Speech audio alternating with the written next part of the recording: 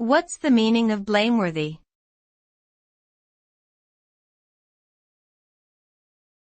Blameworthy.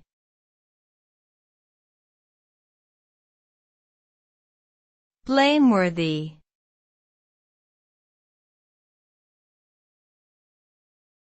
Blameworthy.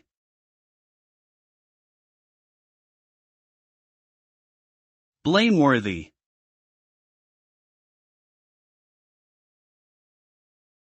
The term blameworthy refers to something or someone who is deserving of blame or criticism for their actions or behavior.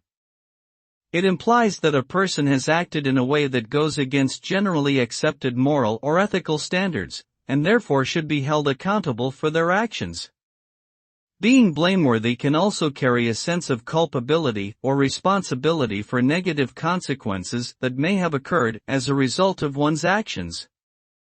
For example, a person who causes harm to another through negligence or intentional misconduct would be considered blameworthy for their actions and could face legal or social consequences as a result.